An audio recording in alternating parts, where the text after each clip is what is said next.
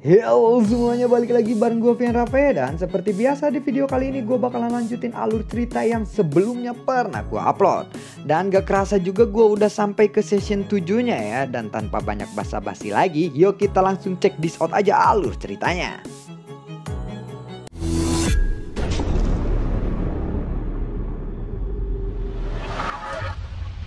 Di episode sebelumnya, kemunculan Hua Buyu menyelamatkan Ding Yue bersama Xiaoyan. Hua Buyu lalu berkata, "Baiklah, jika kamu melakukan ini lagi, aku pasti akan memberitahu ayahmu. Tetapi jika kamu menurut, aku tidak akan memberitahu ayahmu itu," ucap dari Hua Buyu kepada Ding Yue. Ding Yue lalu berkata, "Terima kasih kakak. Kalau begitu ayo kita pergi ke kota. Bawa juga teman-temanmu itu," ucap dari Hua Buyu. Lalu dia memberi isyarat kepada semua orang untuk mengikutinya.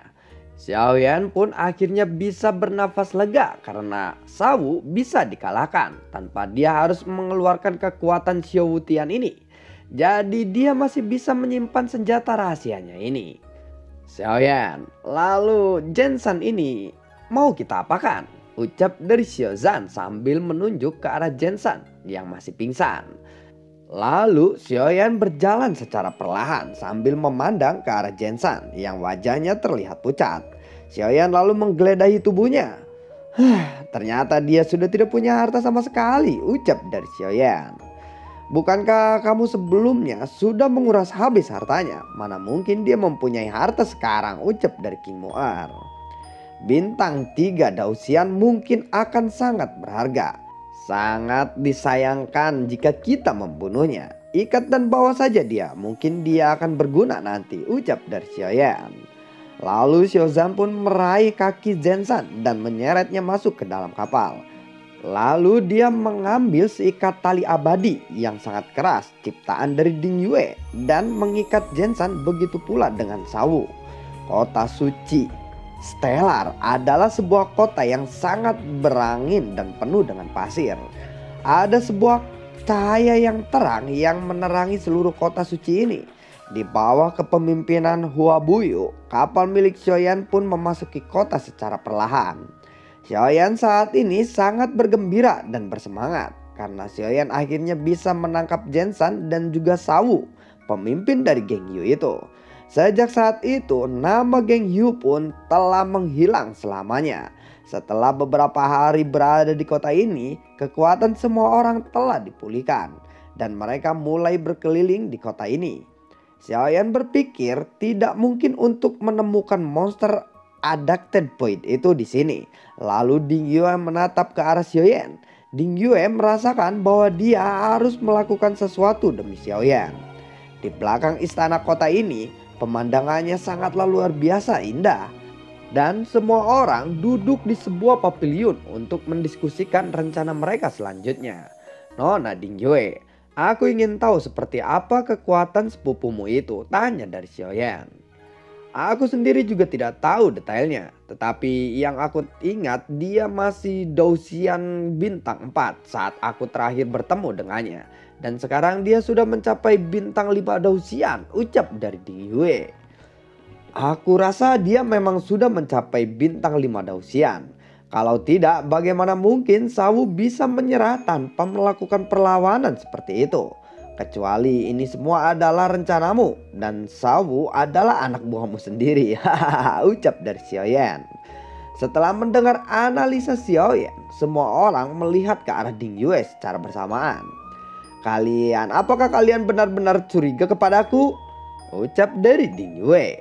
Sementara itu Sawu yang saat ini tidak bisa berbicara, dia hanya tersenyum, mencoba untuk membuka mulutnya tetapi tidak ada suara terdengar dari mulutnya. "Tulislah sesuatu," ucap dari Ding Yue yang melihat Sawu. Ding Yue lalu mengeluarkan secari kertas dan pena. Lalu Sawu menuliskan sesuatu di kertas itu. Dan ketika semua orang membaca tulisan Sawu, mereka semua menjadi terkejut. Meskipun kekuatan Hua Buyu hanya 4 bintang Dausian, jika dia berada di kota ini, kekuatan Hua Buyu meningkat menjadi setara dengan kekuatan dewa pertempuran. Itulah yang ditulis oleh Sawu.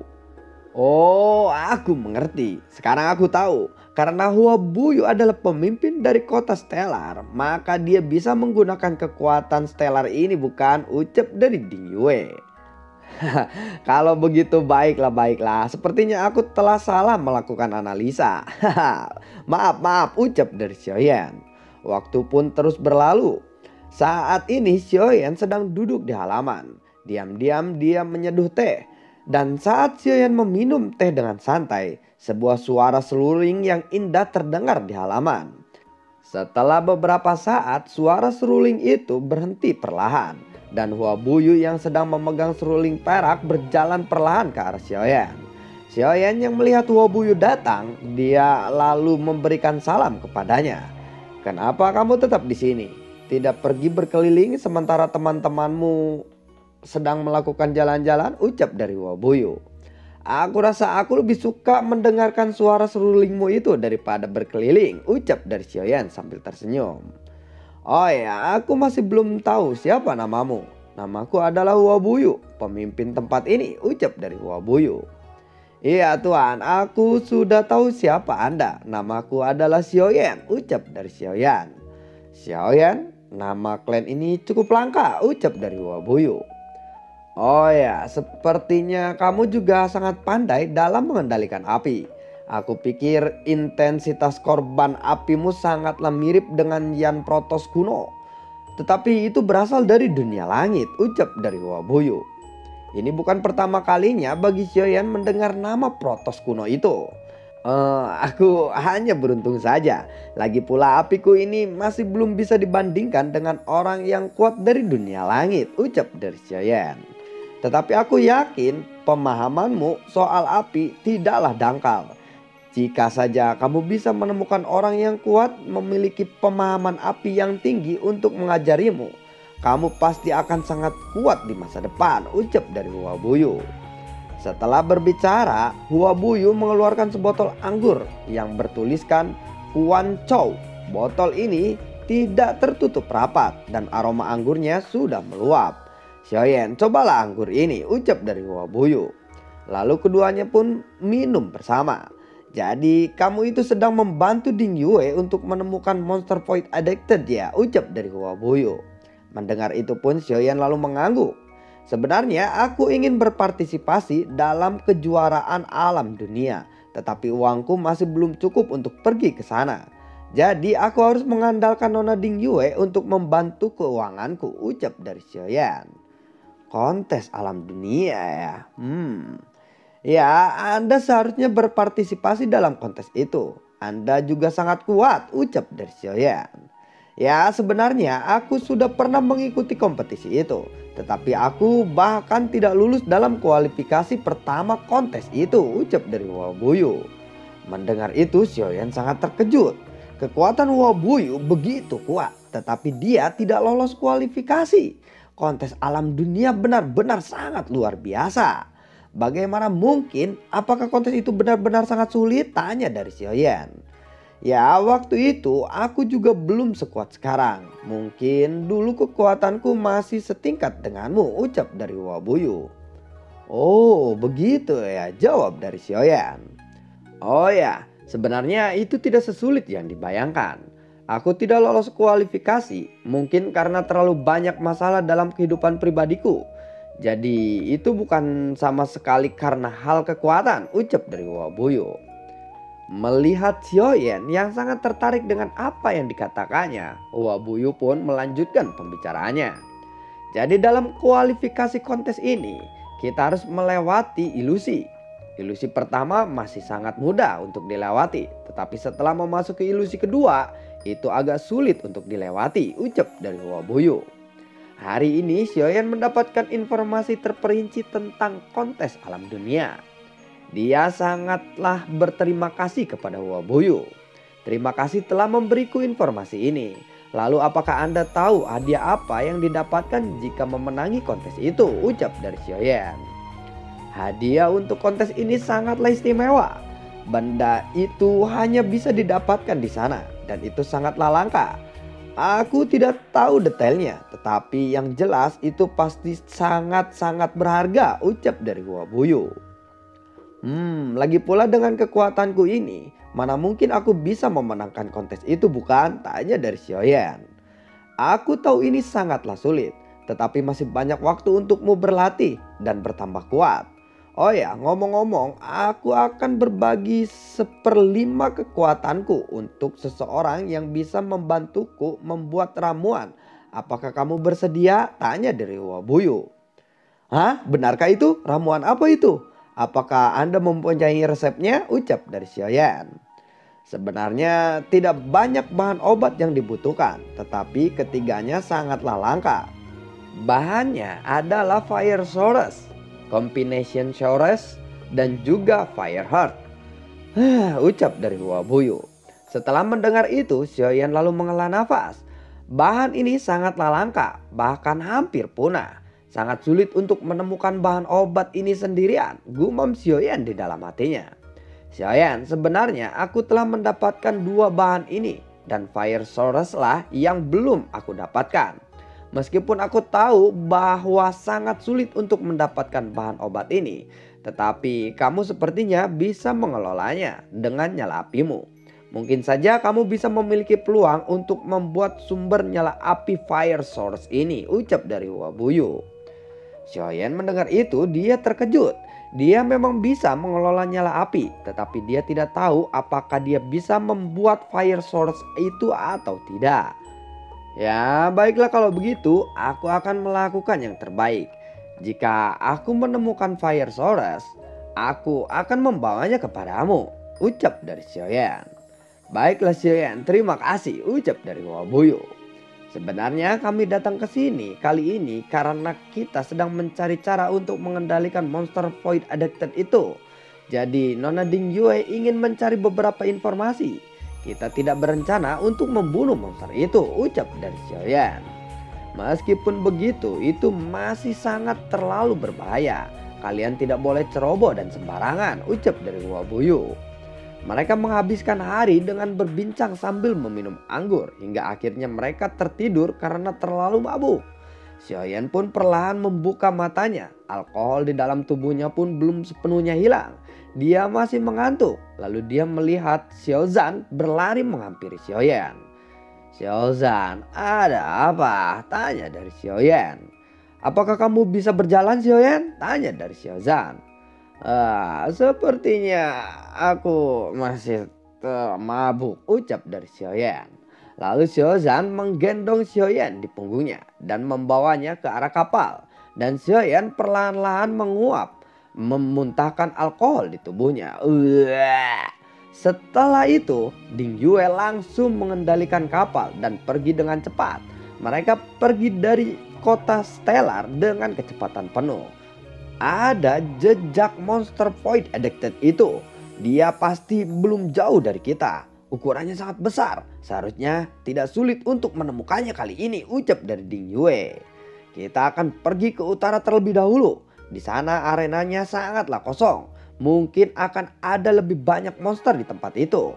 Dan tempat seperti itu pastilah tempat yang cocok untuk keberadaan monster Void Addicted itu, ucap dari Dingyue.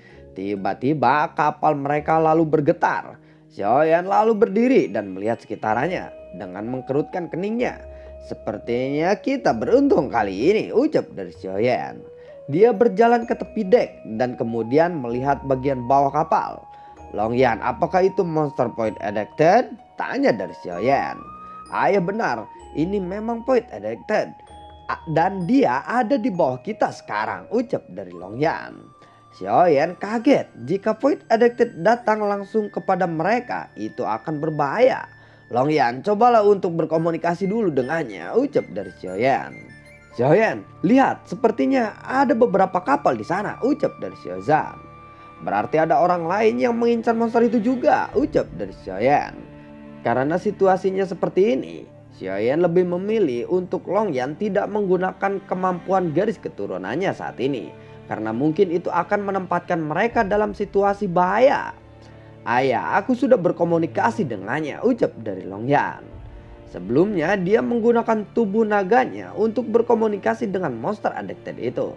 Tetapi saat ini Longyan menemukan cara bahwa dia ternyata bisa memiliki hubungan spiritual dengan monster itu. Sehingga mereka bisa berkomunikasi satu sama lainnya. Xiaoyan lalu bertanya, "Lalu bagaimana Longyan?" Tanya dari Xiaoyan. "Monster ini adalah monster yang sama dengan yang kita temui di kota Qianxing sebelumnya.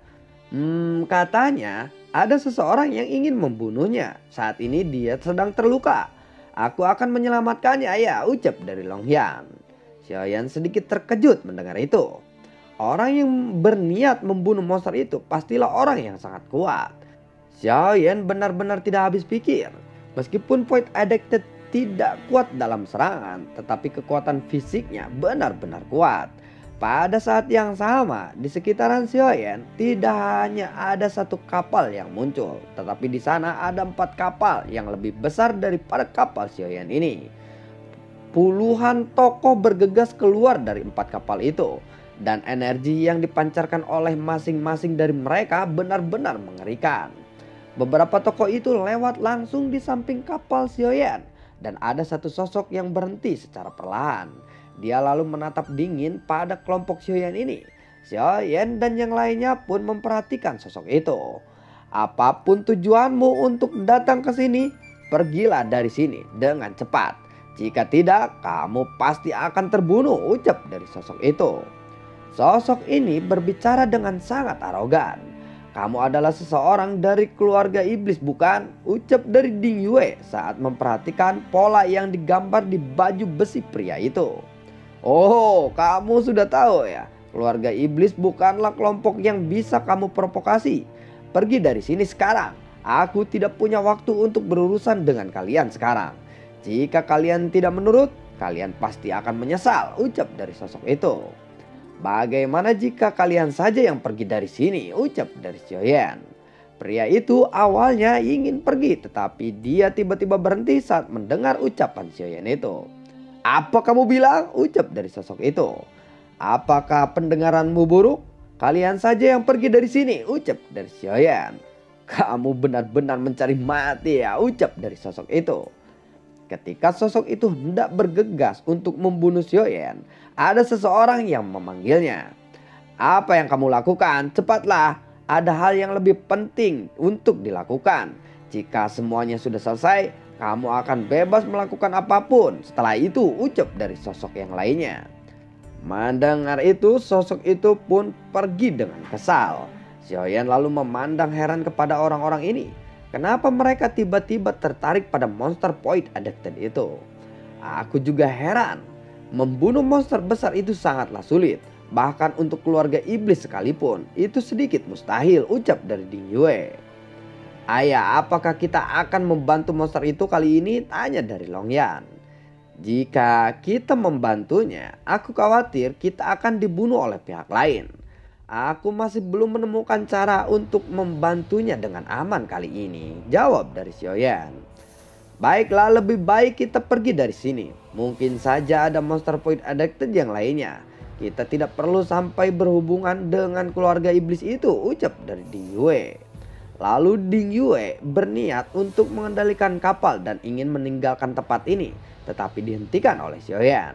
"Meskipun kita lemah dan mungkin tidak banyak membantunya, tetapi mereka juga akan kesulitan untuk berburu Void Addicted itu dengan lancar," ucap dari Xiaoyan. Saat ini monster itu dikelilingi oleh puluhan orang. "Cepat serang!" Dengan satu perintah, puluhan sosok itu menyerang dengan menggunakan rantai emas. Semua rantai besi emas itu melambai, dan rantai itu menembus ke dalam daging monster Void Addicted itu. Dan tubuhnya bergetar tiba-tiba. Lalu dia berputar menggoyangkan tubuhnya agar bisa terlepas dari jeratan rantai itu. Pada saat Void Addicted sedang berjuang dengan panik, rantai emas di tangan masing-masing orang saling berhubungan menjadi sebuah lingkaran dan kemudian berubah menjadi sarang yang melingkar. Seluruh tubuh monster Void itu telah terkurung dan semua orang menyalurkan sumber abadi yang mereka miliki kepada sangkar itu. Dan akhirnya monster Void Addicted itu tidak lagi bisa berjuang. Sangkar ini membuatnya tidak bisa bergerak.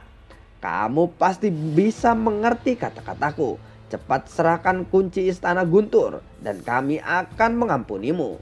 Jika tidak, aku pasti akan membunuhmu, ucap dari salah satu orang itu. Wow, monster Void Addicted itu meraung. Dan orang-orang ini tidak mengerti apa maksud dari raungan Void Addicted itu. Karena kamu bersikeras, baiklah maka kamu akan mati, ucap dari pria itu. Lalu pria itu mengubah segel tangannya. Dan pengekang itu semakin menjerat. Dan rantai yang menembus daging monster Void itu mulai bergerak dengan membabi buta di dalam tubuhnya. Rasa sakit mulai menyerang dengan ganas. Melihat itu, Longyan lalu berkata, "Ayah, monster itu meminta bantuan kita.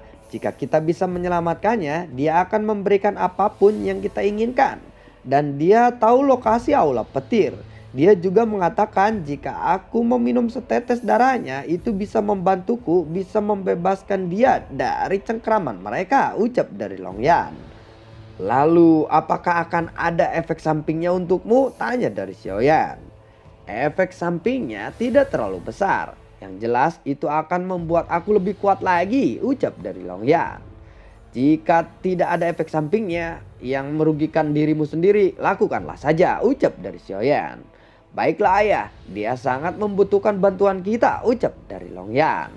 Xiaoyan melihat Void Addicted itu yang tertangkap oleh puluhan orang di bawah. Setelah itu dia membantu Void Addicted itu. Xiaoyan masih khawatir dengan pembalasan seperti apa yang akan dilakukan keluarga iblis kepada mereka jika mereka menyelamatkan monster itu.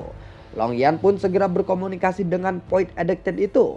Dia bertanya apakah dia bisa melawan kelompok orang-orang itu dan membebaskannya. Dan jawabannya adalah ya, selama ada setetes darah itu, Longyan bisa menyelamatkannya. Longyan lalu berkata, "Ayah tidak perlu khawatir pada orang-orang itu. Karena kekuatanku setelah menyerap darah itu akan cukup untuk melawan mereka semua," ucap dari Longyan.